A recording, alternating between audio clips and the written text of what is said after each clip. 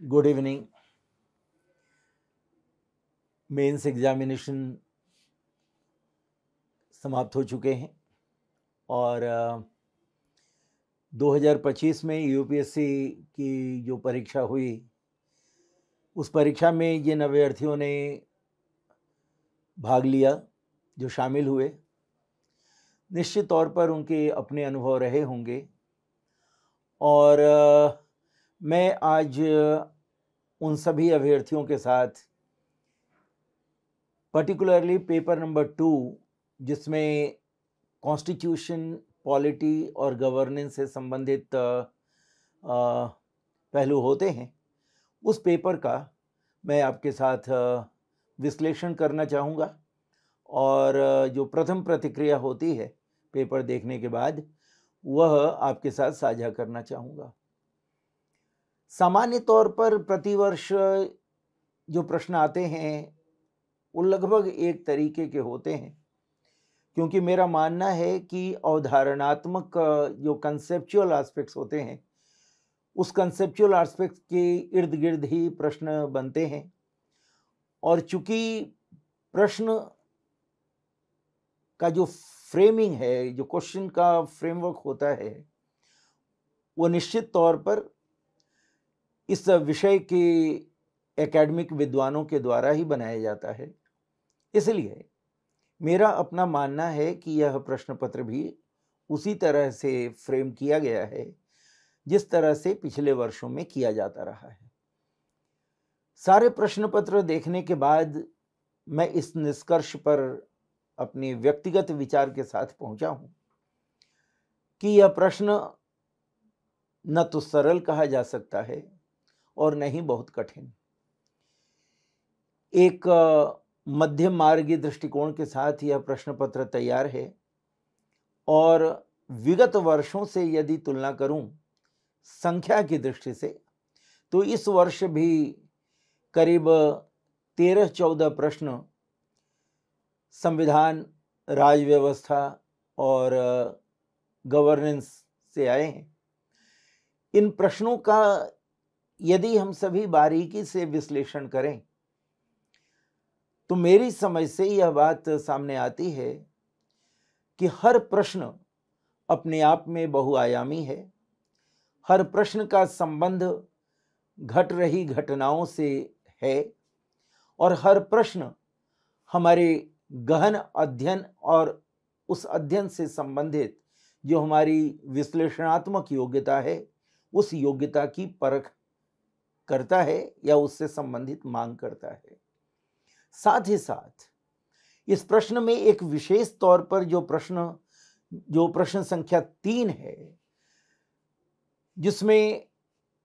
राष्ट्रपति के pardon power के बारे में बताया गया, उसके से संबंधित प्रश्न पूछे गए हैं। मैं निश्चित तौर पर उस प्रश्न की ओर ध्यान आकृष्ट करना चाहता हूं, क्योंकि इसमें अग्रिम माफी से संबंधित जो प्रश्न पूछा गया है, यह जनवरी 2025 में जो बाइडेन जो अपना कार्यकाल समाप्त कर रहे थे उस समय उन्होंने इस शक्ति का इस्तेमाल किया था जो अमेरिकी संविधान के अनुच्छेद 2 धारा 2 और क्लॉज 1 में लिखा हुआ है। तो इस तरह के प्रश्नों से यह ज्ञात होता है कि समाचार पत्र को पढ़ना अति आवश्यक है और न सिर्फ समाचार पत्र को पढ़ना आवश्यक है बल्कि उसकी विश्लेषणात्मक स्टडी भी हमारे लिए आवश्यक होती है। इसके अलावा इस वर्ष का जो प्रश्न हमने देखा उस प्रश्न में पंचायती राज व्यवस्था से अप्रत्यक्ष रूप से सवाल पूछे गए हैं।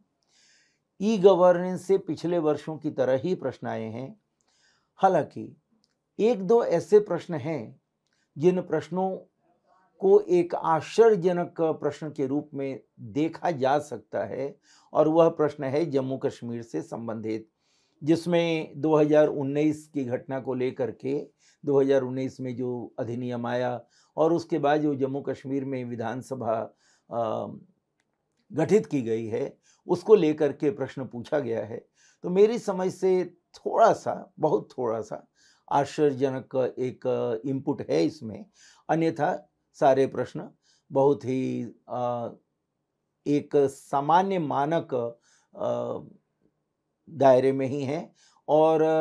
इन प्रश्नों का उत्तर हम अवधारणात्मक आधार पर अगर देते हैं तो निश्चित तौर पर हमें सफलता मिलती है। इस प्रश्न को देखने के बाद जो मेरा दूसरा रिएक्शन है वो यह है कि इसके लिए हमें जो हमारा जो स्टडी मटेरियल है, जो अध्ययन, हमारी जो सामग्री है, वह सामग्री भी गुणात्मक होनी चाहिए, गुणवत्तापूर्ण होनी चाहिए। जैसे प्रश्न संख्या 1 ही है जो जनप्रतिनिधित्व अधिनियम से संबंधित है,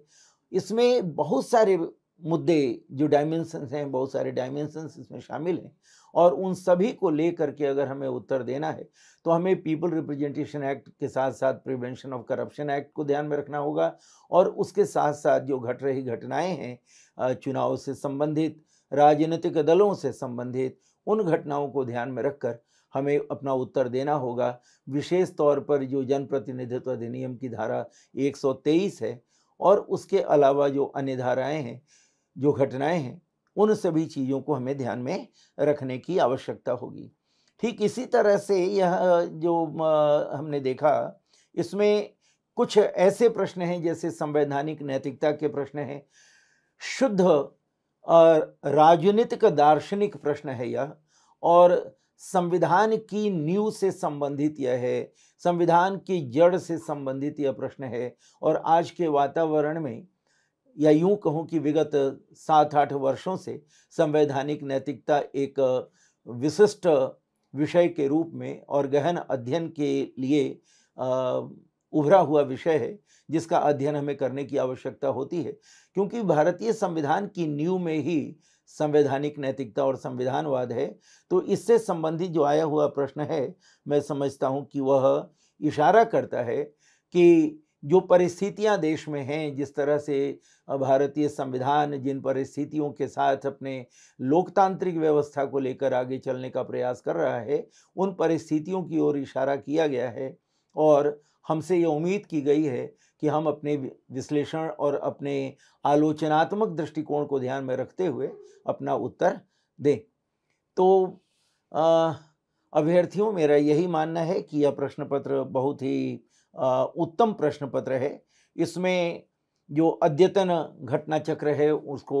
बखूबी शामिल किया गया है और हमसे यह उम्मीद की गई है कि हम एक सर्वांगीण संतुलित दृष्टिकोण लेकर अपनी तैयारी करें तो निश्चित तौर पर इस प्रश्न पत्र का एक मानक गुणात्मक उत्तर हम दे पाएंगे और एक अच्छा अंक, जो मैं मानता हूं कि 130 या इससे ऊपर का होगा, यह अंक प्राप्त करने में हमें सफलता मिलेगी। तो मेरी शुभकामनाएं हैं आप सभी को और इसी के साथ समाप्त करता हूं। धन्यवाद।